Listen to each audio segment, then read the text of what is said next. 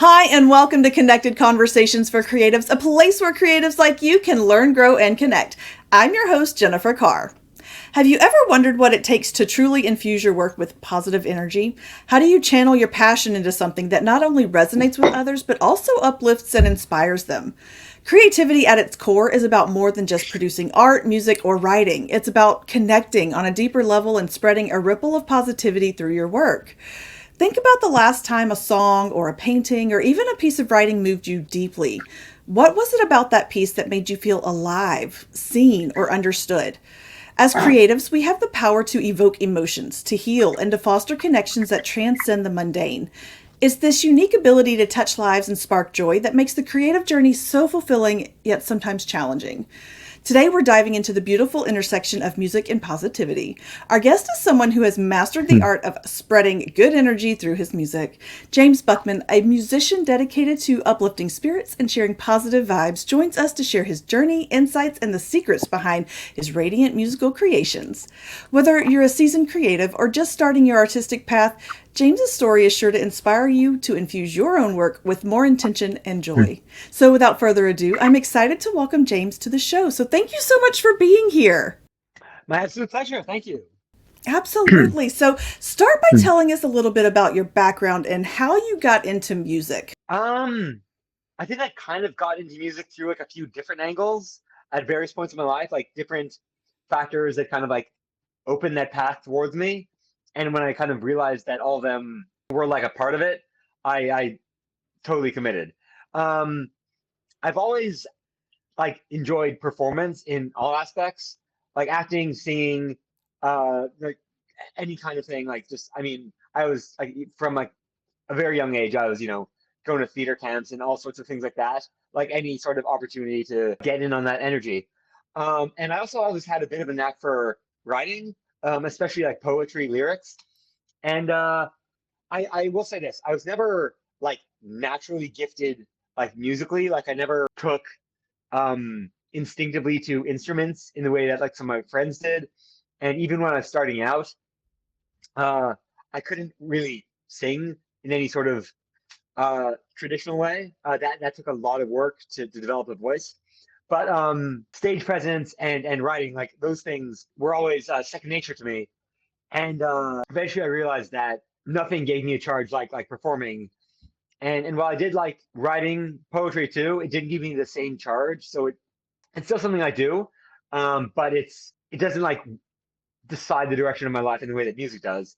And I just at a certain point I realized not only is music like the perfect outlet for me, it is what I feel born to do, and it's kind of what I have to do with my life. I love I that. at some point I realized there wasn't a choice. I just kind of went for it all the way. Yes, when that passion takes hold of you, you're like, okay, there's nothing else. You have this tunnel vision, and it's like, this is where I have to go. This is the direction that I know that life is taking me. So, was there a moment or an experience that just said, this is that moment? Like, this is where your tunnel vision begins? Yes, yeah, kind of.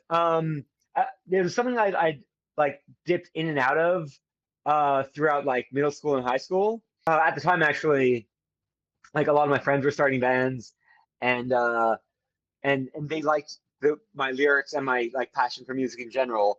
They didn't like my voice though, so they just told me to drum and write lyrics. They knew I could like keep a beat at least. I was never a great drummer, but I could keep a beat, and they liked my lyrics. So I joined in some bands with them. Eventually, I realized that they didn't have the same drive. They just kind of liked like jamming with each other, which is fine. It just isn't really conducive to building a band, writing songs, playing shows, all the actual stuff. They were like good musicians and good friends, but that kind of turned me off of music for a while. And I just concentrated on poetry because, being, I guess, like 15, 16, not having seen enough of the world to be disappointed by it, I guess. I thought, well, if being in a band means that I can be let down by people around me, then maybe I shouldn't be in a band. And I just kind of concentrated on poetry because I did not need to rely on anyone else for that. And then slowly I started to realize, well, anything worth pursuing is worth all the disappointment and frustration um, that that it can happen along the way. Like not everything's gonna go your way. You have to like try playing with different people until you find the ones you click with in a way that you can build a band out of. So I was like, my mind was slowly opening back up to music, and then I remember this one time. It was like right at the end of high school, I think. Uh, my like mother comes to talk to me, and I think she was just at a party or a concert or something, and she's a little tipsy, and she kind of says, James, like, your poetry's fine and all, but that's there's not really a kind of market for it. Um, why don't you like give the music thing another try? Because then like look at all those rock stars with all the money they have. Like maybe you should give that a try again. You have the energy for it, and I'm not sure if she even remembers this, because definitely on many occasions since then she's questioned me for going as hard at music as I do, but she kind of like did just like kind of like finally like push open that door that was already slightly widening, and kind of push me back into music. And I thought, you know what, you're totally right. And I'm not going to mess around with drums anymore. I'm not meant to be at the back of the stage. I'm meant to be at the front. And I know I don't have a voice, but I'll work on it. I'm stubborn. Like if I stick with it, I'll get there. And I kind of did. And so I kind of owe it. And even when she's been questioning, she's always been supportive. So I actually owe so much of my musical journey to my mother. I love that. I love when you can not only pinpoint that moment, but also to look back and know that there was somebody in your corner the whole time. Because the creative journey can be so lonely. Like as a writer, I'm here at my desk all the time by myself. I'm writing. I'm in my imagination. I have invisible friends, that I talk to get the story going. The characters are there, but there's nobody else here. And so I count on those outside voices like my husband and my kid and my sister. And, I'm like, yes, tell me that I'm doing the right thing with my life because sometimes I question it a lot. And I want to say I do admire that too, because the life of a writer, I think that was another part of it. I don't think that it's a life for me because it is so there is so much more like isolation with it. Like whereas being in a band, I love like being part of a team, because it is not just me. It is the other four members who, in addition to being brilliant musicians, bring all sorts of skill and energies to the table that I don't have. Like I think about it sometimes. What would this band be like if there were four other people who, apart from being like great at whatever instrument they played, were basically just copies of me? It would not be a very efficient band. It would not be that functional. And the fact that I have so many different like diverse types of people in the band that makes Hot Apollo like that's what makes Hot Apollo work. Yes, and I highly encourage all creatives to kind of form a tribe or community of some sort. And, that's why, one, I started the podcast was to reach other creatives who maybe didn't have that same community, that maybe needed the resources or the networking, that kind of thing. But also, it provided such a jumping off point for finding readers and people who were interested in reading because you can form a community with your fans, your audience, whoever that may be. And so it's a little different because they are on the outside looking in, but at the same time, it does give you that opportunity to make connections that you might not have made otherwise. But the risk is there that you do have to put yourself out there because going back to your previous story, where it can be disappointing because people are people. But you know what? I disappoint people too all the time. So it happens and we just move forward. Yeah, and that's again that I mean, I don't think I've matured that much since I was, like 16, 17 and dealing with that stuff and getting frustrated and letting that get to me. I mean, honestly, I haven't probably matured that much since I was 12. But one thing I have learned, and that's made life so much better, is just accepting disappointment and moving on and not letting it stop me. And like my whole philosophy in life is heavily informed by my resolve to always like take a chance, always try whatever comes to mind, even if it has a very high chance of failure. Like I'm the sort of person, and like I've literally done this, and I still do this. If I'm like going to a store or whatever to like for whatever reason, and like I get there late and the door's locked and the lights are off, no one's there, I'm gonna try the door anyway. Like against all sense, I'm gonna try the door because like who knows? Like maybe someone's there, like maybe the power went out, like who knows? Just always try the door, and that's kind of a bit of a mantra for me. I love that. That is so applicable in so many parts of your life. Now, here's the other side of that. If that door doesn't open, that door was not meant for you to go through, maybe at that time or maybe ever. And so you do have to be careful not to force those doors open because there Oh, are consequences to that. yeah, no, I'm not going to break in. If it's definitely not like happening, then I accept it and move on. Yes, yes, I love that. Timing is everything. Okay, so tell us about Hot Apollo. What kind of music is there involved that and all of that? uh, Kind of, I'd say we're a glam rock with a bit of like punk energy. Although as time goes on, like we're getting like increasingly diverse with the sorts of sounds we incorporate into our albums. We're recording our third one right now, and while about half of it still has like what in my mind is like sort of like classical Hot Apollo sound, we're bringing a bunch of like different energies into some of the other tracks. So it's a pretty good mix. I'm really excited. Like at our last show, um, we debuted a new song, which is a bit like funkier than stuff we usually do. And like immediately, like after the show, like people were coming up to us and saying like, "When is this song coming out? Like, when can I buy it? Like, when can I listen to it?" Like, and it's gonna be on the third album, so probably a few months. Although, I mean, after the reception it's got, it's probably gonna be our first like summer single. So yeah, but yeah, at our base, I'd say we're loud like thunder, sparkly like not like lightning. We're Tempest Rock. Nice, I love that. So, do you have any musical influences that have kind of shaped the style? Um, I mean, all of that kind of felt like intuitive, so if anything, it'd be like subconscious. But I will say there was one artist in particular who, again, when I was in high school and possessed of a shaky voice and really nothing but like stage energy and lyricism. Um, there was one guy who made me think with the skills I have and the lack thereof of kind of any like musical virtuosity, can I actually go into music? And I thought about Iggy Pop, who, like, again, he drummed like poorly in high school bands and did not have any sort of classical voice, but he had this inimitable and undeniable um, potency on stage, and he had things he wanted to sing about. And I thought that dude has made a successful career spanning decades, and if that dude can do it with nothing but the skills I currently possess, I'm going to give it a shot. So Iggy Pop would be like one of the other guys who kind of like I'd say opened the door for me in terms of like making me commit and making me think it was at least possible. I love it. No, that's fantastic. Okay, so thinking about all of that, what does your creative process look like now or, versus then kind of thing? um, I mean, I'd say the creative process, while variable, is at its root like essentially the same as it always has been. Okay. But one thing I do give more consideration to now, increasingly so as I continue to train, is like how I'm gonna sing the words I write.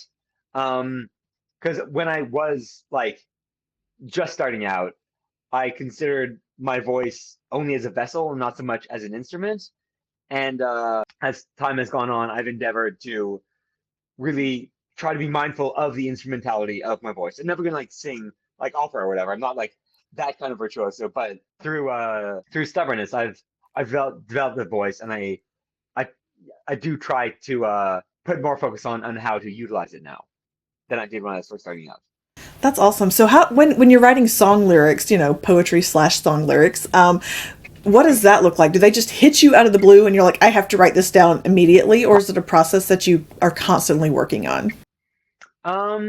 Usually like a certain phrase or concept will like come into my mind, and then I'll just like I'll either kind of like work on like fleshing it out immediately, or just let it like build over time, over like hours or days or weeks or whatever it is, like over the course of my life, as like like more things osmose into it. But sometimes it's like sometimes I'll be really excited about like some lyrics I just wrote, and I'll like take it to the band and like say we need to like make some like riffs for the song now, like let's make the song now. Or sometimes like we'll be like warming up at band practice, and one of the members will like just be like fooling around on guitar or whatever, and I'll say like, hey, that's amazing. Either I have some lyrics I could use for that, or hey, I want to write something for this right now. So it's like a lot of like back and forth, give and take. Um, any sort of configuration for a songwriting process, we've probably been there. That's awesome. Was it a hard thing for you to learn how to collaborate like that? Um, no, actually, that was also very natural. I remember uh, the opening song on our second album, Tempest Rock, was actually the first song the band ever wrote, and I wrote it within 30 minutes of meeting the guitarist for the first time. It was just like, oh, this is a hit already. And that was again one of those moments when I thought, yeah, this is like I'm not even like remotely second guessing this at all. Like this song is like the first of like my career basically. This song is the first like step of the rest of my life. And song's called Tempest Honey, and it's still one of my favorites. That's so awesome. I know for me, like it was really hard when when I started writing my first book. It was really hard for me to want to share it because I felt like I was sharing something very personal. Like it was fiction. There's not a picture of me in that book. Like there is nothing about me except for that I put the words on the page. But it was very hard because I felt like I was sharing something. I was like, "Do you want to read my diary?" Like it was so personal that I was like, I think I'm gonna write a book. If you want to read it, that'd be great, you know."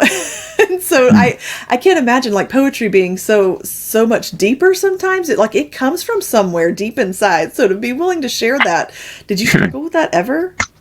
That's actually your position actually fascinates me because in all aspects of my life, I basically have the opposite where yes, a lot of my work is very personal.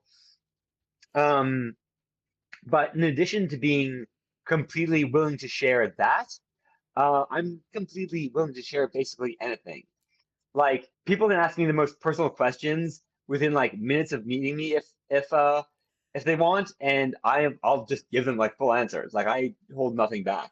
So not only do I put a lot of myself into my work, I put a lot of myself just into the world in general. So there's not really a tangible difference to me between like sharing like my most personal songs and just sharing me to anyone in the world who wants it. I love that. I want that kind of courage. And I've gotten better. Like the more I do it and the more positive feedback I get, maybe I'm just that person that needs a good pat on the head every now and then. It's like, "You're doing a great job." I don't know, but I mean, I think you are like from this podcast. I mean, that is putting so much of yourself into the world. And like it's, I mean, this is my first experience, like first time with you, and I'm liking it already. So I'd say, yeah, you are doing a good job. well, thank you. Well, and see, to me, this is so different because this is just me hanging out with a friend, right? Like, I have conversations with my friends all the time, and I'm just, we're just hanging out and we're getting to know each other or whatever. And so that doesn't feel as dangerous to me. Like, you could probably ask me personal questions and I would just start, vomiting answers in this situation. So I don't know what's different about it being me here personally, maybe because I'm confident in my answers, whereas when I'm putting words on a page, when I'm creating a character in a story, I think there's this hesitancy to be like, am I doing this right? Or is this going to be received correctly? Like, I don't know. I feel it's so different because you say that. And I think, I'm really not afraid to have this conversation. I'll talk about just about anything. You know, Even if I'm not going to agree with somebody on something, we'll talk about it. But yeah, I don't know what the difference is between it being me and my work. Is it the sense of permanence? Maybe. I don't know though, because I don't tend to change, right? Like I'm not a chameleon. I'm not going to sit here and be one person to you and one person to the interview I had this morning. Like I'm going to be the same person. I think there's the potential for, okay, so because I write books, people are going to read them. People are going to review them. They're going to put those words of either positive or negative feelings and feedback about my work into the world. And so, I had somebody leave a 2-star. They didn't leave words, just 2 stars on one of my books. Now, keep in mind, I had only had 4 and 5 stars on for the existence of the book. But this one person came along and left 2 stars, and I thought, what did I do wrong?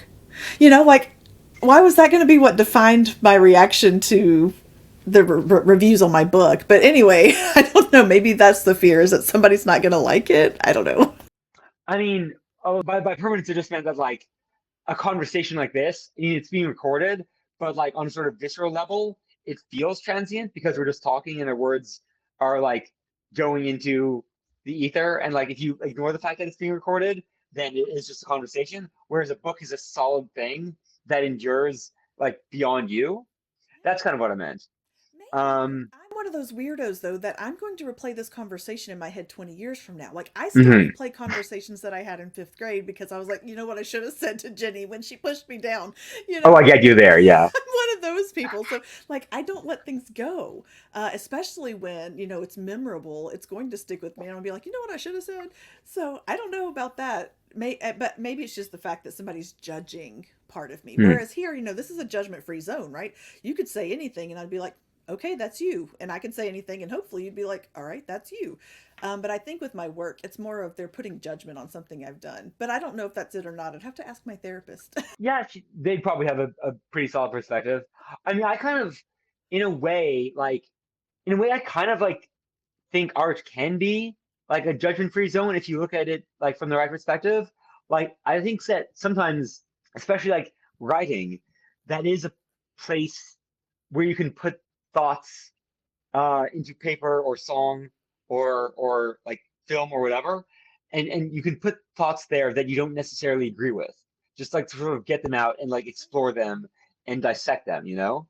So in that sense, I think art can be a judgment-free zone, and that's part of what I like about it. I think it should be, but I will just tell you that there are some feral ladies and maybe a couple of gentlemen over in the book talk world that they take their books very seriously. And if they don't like something you've said, or if they think that you used a character out of context, or if you think that, or if they have this idea that you should be writing towards this audience and not that audience, like they will let you know. And so I think there's that concern there that I will end up on the wrong side. And why does that matter? Because I'm happy with my art. Other people are happy with my art. Why do I care what they think? And I think that's hard too sometimes, is to separate myself from the rest of the world who might be judgy. I mean, I do agree with you, and I think taken to extremes, that kind of attitude can be a problem. I think there are a lot of people actually uh, who can't distinguish, like, for instance, I mean, uh, like a thought, like a character might have from a thought the author has, you know, like that sort of thing can be a problem.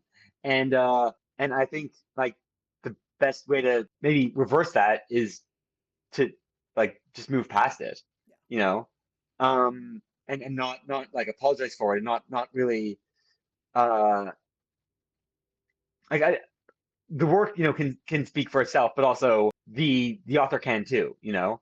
And I think there is a kind of cottage industry built on it's like devising the worst possible interpretation of a text and then deciding that is the author's intent and then making hay out of that. And I think that is a bit troubling. But I think at its root, like art is supposed to be an escape from all of that judgment and an escape from all of the because it's like somewhat like fiction, right? Like it doesn't have to be harmful, unless you let it be. You are like you're spot on in saying all the things. I had a conversation with a man at the beginning of the month, I guess. Anyway, his episode airs on June 12th, which when this airs it will have been in the past, I think. But anyway, he was the first episode of season 3, and we talked about cancel culture in art and why is art being canceled? Why are artists being canceled for expressing their opinions through their art, or expressing their feelings, or expressing just stories, whatever the case may be. But that's what happens sometimes, and that's where cancel culture comes from, is that people are like, well, that's not my opinion, therefore you are canceled. And so, I have moved a lot past that, and I'm like, you know what, cancel me if you want to. I'm having fun writing. So there's that. Yeah. I mean, yeah, I don't think there's generally much cause to cancel someone for their art. Like there are situations in which people can like do wrong things like in life, and then consequences should probably befall them. But like if it's like I've written songs from the perspective and sung songs like as narrator in the first person from the perspective of characters I didn't agree with. Like sometimes I will sing a song as a character and I'm not expressing my views. I'm playing a role of the character, you know? And if I met that character in real life, we would not get along. We would not agree. Um, but that should not be confused for what I actually believe, you know? Or even like sometimes there are like people write songs about like their emotional their emotions about something, and sort of like the worst parts of themselves, and put them out there, but that's not what they would actually like think, like uh at the front of their brains, like I mean, kind of like so much of like Taylor Swift's work, for instance, is like her like raw emotional reaction to situations, and like without any sort of like before like logic and reason and like rationality is set in, right? And it's not like these songs are not indicative of the way she would behave in real life, but they're expressing like a sort of the id's reaction before the ego and the super ego can jump in, and judge, yeah, like judging people like just for a bit of expression is definitely like past the point of having something getting taken too far. Oh, I agree. It's like we keep blurring this line between reality and fiction. Like literally, you can't tell the difference between what I wrote and who I am. Like that's kind of a Yeah, problem. Maybe they need a therapist. No, that's yeah, or okay. just I don't know, like an education in like a critical like reading, textual analysis. Critical thinking would be a fantastic skill for everyone to learn. I'm just saying. Yeah, I'm just that saying. to me, I think that's the biggest like that when I think of like what defines like intelligence, I don't really think of it like accumulation of knowledge. I tend to think more about like the way you process the knowledge you have, And so I would say like critical thinking might be the biggest marker of intelligence in my mind. I agree 100%. And I love that we took off on this tangent because it was so like random, but I'm so glad that we did because yes, I love everything that was just said. I am going to pull us back here though and ask you in our pre-show communication, you talked about being a spreader of positive energy. So, how do you spread good positive vibes through your work? So I'm someone who comes naturally to things like anxiety and like my life is not like defined by negative emotions, but like any life, it has them in it sometimes. And in my perspective, I kind of like I think all emotions, all energy can be fuel, you know, like feeling sadness, anger, uh, anxiety, anything like that, in a sort of energetic sense, it's not that different from feeling like happiness, like joy, pleasure, elation, whatever. Um, all of it can be used and channeled towards the same ends. Yeah, I kind of consider all of it like fuel, and I get to choose what to do with that fuel. And for me, in a lot of cases, art is is what I want to be fueled by all of that. And so if I can take like and whatever I'm feeling and turn it into art I'm proud of, I think that does like increase the like net positive energy in the universe. And because the way my mind works, a lot of the songs I write are like mostly like positive and optimistic in their message too. And that alone has definitely helped me with my own like kind of mental health struggles. And even before I was creating my own art, or at least focused on that so much, um I'd always like been emboldened, empowered, and energized by um the the work of prior artists who made things that were meaningful to me. And so I'm kind of also like passing that forward. I love that. So, do you find that writing is almost like therapy in a lot of ways? Um, I'd say it's an element of therapy. I do think self-analysis, self-reflection, confronting one's own inner turmoil and struggles with the help of someone like a therapist, or even alone if that works better for you, I think that is important too. But I think like having an outlet, having a good positive outlet for um whatever is bringing you down in life is perhaps the most helpful thing of all. And it doesn't have to be art. It doesn't even have to be like an act of creation in any traditional way. But I do think that like so many people who are struggling in the world and often make their struggles everyone else's problem. I think so many of them would be helped if they just had some sort of outlet. Like even if like just like throwing hands at a punching bag for like 15 minutes. Like if it's that, that's fine too, you know? Or like getting out, like bicycling, like as long as you can like put that energy into something that doesn't make the world worse, it's going to make you better.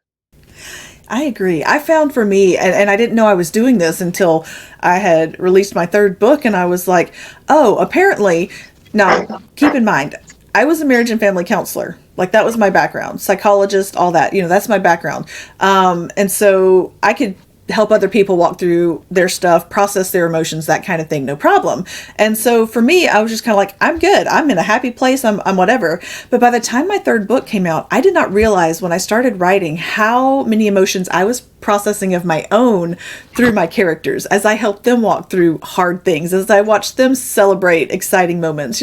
I was like, wow, it was very therapeutic. I would never replace that with actual therapy, but I'm at the same time, like, writing and having that outlet was amazing for my mental health. So yes, I agree completely that an outlet is the way to go.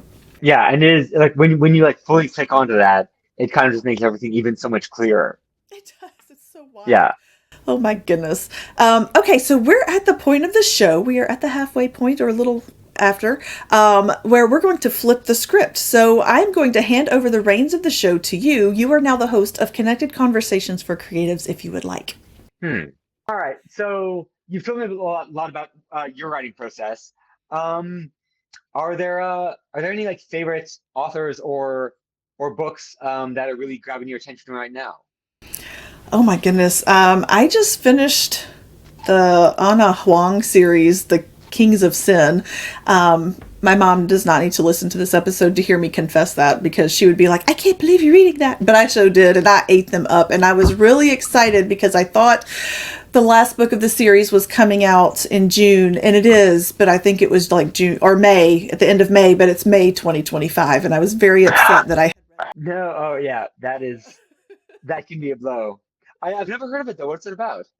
it's romance, and it's about the kings of sin. It's like named after like the king of wrath, king of sloth, king of greed, and it's all the seven deadly sins, and they all have the male main characters all have their issues, and of course a female swoops in and just knocks them off kilter and makes them fall head over heels for them, and there's a lot of spiciness that goes on in between. You've got me curious now. I'm gonna look that up. It's so good. I mean, it was one of those like guilty pleasure reads that I was just like, yeah, I'll read this, and then I was like, and the next one, and the next one, and the next one. So yeah, are you a reader? Are you a big reader? Yeah. Like lots of like different types of fantasy and stuff. Also like comic books. Those are my like the two like main aspects of my like reading diet. Generally, yeah. I just Are finished you? something called Song of Silver Flame Like Night, which is a sort of like Asian influenced fantasy. Okay. Um that also has elements of romance and also dealing with actually two different types of imperialism. And I just finished that like a few days ago, and it was a delight. And there's a sequel that I've already reserved at the library. Yeah, so that was the Okay. last thing on my completed list. As far as comic books are concerned, what's your genre there? I mean, the stuff that like brought me in was like the like like mainstream like Marvel superhero stuff. I still remember the first like issue of X-Men my mother got for me when I was at camp that like made me start going to the comic book store as soon as I got home from camp. Um, and yeah, since then, yeah, like basically anything by Marvel DC I read, and like some stuff outside of that. I mean, the biggest like non-traditional superhero thing that I would put like at near the top of my list would be Neil Gaiman's Sandman series. I remember like when the first time I read that, and it instantly made Neil Gaiman one of my favorite authors. And I've read his prose too. I actually remember going on a family trip to New York, and the biggest comic book store in the city was on the same block as the biggest like bookstore in the city. And I went, and having never read him before, I went from one to the other, and like I got one of Neil Gaiman's novels and one of his comic books, and those were like I read them at the airport at the same time, like one after the other, and like I was instantly hooked on his writing style just in general, whatever medium he chooses. Right. I've never read any of his stuff. I know, oh, he's very popular, but I have a friend who is like obsessed with his work, and I'm just like, that's so nice. But that's awesome. How exciting. Like, I'll read it. If he writes it, I'll read it. I don't know if I have any. I do have some authors like that, but they're like indie authors and smaller print authors that if you're big in the romance book world, you would have heard of them. But for the most part, you know, like Elsie Silver and Catherine Cowles and stuff like that. But I don't know that I have just a go-to person that makes me go, if they write it, I will read it. Because Oh, on the subject of indie authors, I do think this is probably a good platform to shout someone else out. I don't stop shouting myself out enough. So I do want like Neil Gaiman. He's an awesome author, but he doesn't need like my voice to cheer him on. Like he has enough. So I do want to while I'm here give a shout out to an indie author, Matthew Rossi, Rossi, is not just like a novelist. In like some very original fantasy novels, but also and I maybe this is my own like sort of ignorance, but I haven't really seen that many people who do what he does. He also makes sort of basically like speculative essays about like kind of like it's not he's not like a conspiracy theorist or anything. Like he doesn't like believe this stuff, but he sort of examines from a sort of critical like scientific lens, like different like views of the world, and like maybe he wrote a book called At Last Atlantis. It examines like sort of like what if these things were true, and like how would a historian or various types of scientists like examine this stuff. I'm probably not like giving a great summation of it because it is like so wild and then far reaching and wildly ranging. But actually, that book did inspire one of my band's songs called Red Atlantis, which is it's the only one of our recorded songs that is only on SoundCloud right now. Um, but I mean, as soon as we recorded it, it's still like a demo, but I sent it to him to thank him for having inspired it. But yeah, look up Matthew Rossi if you're into like weird indie fiction and creative writing in general, I guess speculative fiction and yeah. associated genres because So amazing voice. I love indie authors. I am an indie author. Like all of my work is self published because it's just easier and it's faster and I have more control. But so yes, indie authors are always welcome to be touted on this platform. Big fan. And at the same time, I will read anything once. Like if I love it, I'll read the next thing. If I don't, I'll be better off for having read it and I'm good. So that sounds really interesting. I love that. All right. Do you want to continue hosting or do you want me to take back the reins? Yeah, take him back. Okay. I'll grab So, him if I need to, but yeah. okay. No, this has been, it's really been like I took over asking questions again, but I was like, oh, you brought up a subject, books. I like it. I can talk about books all day long. So, how can listeners connect with you and your work? Honestly, any way they want. The band is Hot Apollo, HOTAPOLLO. And to make things easy, that is where we can be found anywhere on the internet. Apple, Spotify, Bandcamp, any music platform you use. YouTube, we have a bunch of music videos too. You can search for us there. If you want to reach out to me, Twitter, Instagram, Facebook, anything, we're Hot Apollo there too. And yeah, like, DMs are open if you want to tell me what you think about my music or just talk about your favorite book or whatever comes to mind. Yeah, reach out to me. I'm not shy. That's So don't be awesome. shy either. Okay, fantastic. And I'll put all of that in the show notes. So all they have to do is, click on a link and it'll take you to all the places that say Hot Apollo on the internet and we'll see what happens there. That sounds exciting. So I have one last final question for you, and it's the big question. And so I hope you've done your homework and had a minute to think about it. So are you ready? Yeah. Okay. What is one piece of advice or encouragement you want someone to walk away with if they hear nothing else? If you have a dream and it is something you honestly, sincerely, thoroughly cannot live without, then against all sense, reason, and better logic, go after it. If you can live without it, maybe it's best to do that. But if it really is a part of your life that you need, like go for it. Like at that point, there's no choice. I mean, that's 100% truth, and I don't know that I can add anything to that. So I'm going to just say thanks for dropping the bomb of wisdom on us today, and thanks for hanging out with me. This was fun. Full agreement, my absolute pleasure. Oh, good. Okay.